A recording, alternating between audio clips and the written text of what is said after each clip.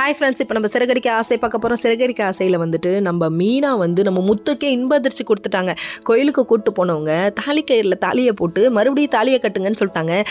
எத்தனை தடவையாக கல்யாணம் பண்ணுவீங்க? கல்யாணம் பண்ணுறதே ஒரு வேலையாக வச்சுருக்கீங்க. சரி பரவாயில்ல விடுங்க. தாலியை கட்டிட்டாங்க. அவர் கொஞ்சம் ஃபீலிங்ஸ் ஆகிட்டார். தடவை வந்து என்னோ தானோன்னு கட்டிட்டேன், இப்போ வந்து எனக்கு பிடிச்சி போய் கட்டுறேன் அப்படின்னு சொல்லிட்டு கொஞ்சம் லவ் முடுக்கு போயிட்டாங்க. அதுக்கப்புறம் அவங்க அம்மாட்ட ஆசீர்வாதம்லாம் வாங்கிட்டு வீட்டுக்கு கிளம்பி வராங்க. வீட்டுக்கு கிளம்பி வந்தோடனே மாலையெல்லாம் கழட்டிட்டாங்க. யாருக்கு பயந்து? நம்ம விஜயாவுக்கு பயந்து. என்ன பண்ணுறது, எல்லா பொண்ணுங்களும் மாமியாருக்கு பயப்பட வேண்டிய நிலைமை. அது சரி, இது விதியாச்சே, யாராலையும் மாற்ற முடியாது. அதுக்கப்புறம் பார்த்தீங்கன்னா விஜயா வந்து ஆரத்தி எடுக்க முடியாது சொன்னாங்க. இவங்க என்ன சும்மா மாலையை மாற்றி விளாட்ற மாதிரி தாலியை கட்டி விளாண்டுட்டு இருக்காங்க அப்படின்னு சொல்லிட்டு கிண்டல் பண்ணிட்டாங்க. நீ என்னம்மா கிண்டல் பண்ணுறது? என் பொண்டாட்டிக்கு நான் எத்தனை தடவை வேணா தாலி கட்டுவேன்னு சொல்லிட்டு முத்து பதிலடி கொடுக்க, அதுக்கப்புறம் ஆரத்தி எடுத்து உள்ளே வாமான்னு சொல்லிட்டு உள்ளே கூப்பிட்டு வந்தா குடும்பமாக ஒரு பக்கம் ஹாப்பியாக இருந்தாலும் நம்ம ஸ்ருதி இருந்துட்டு ரெண்டாவது தரமாக இவரை ஏன் கல்யாணம் பண்ணிட்டாங்க அப்படின்னு கேட்குறாங்க. வெகிலியாக இருக்கியம்மா பொண்ணே, அவங்க சந்தோஷமாக லைஃப்பில் நல்லா தான் இருக்காங்க அப்படின்னு சொல்லிட்டு ரோகிணி புரிய வைக்க முயற்சி பண்ணுறாங்க. இல்லைங்க, அவங்க சும்மா ஏனோ தானோன்னு வழி இல்லாமல் இருக்காங்கங்கிறாங்க. என்னம்மா இவ்வளோ பெரிய அப்பாவியாக இருக்க நீ? அதை விடுங்க.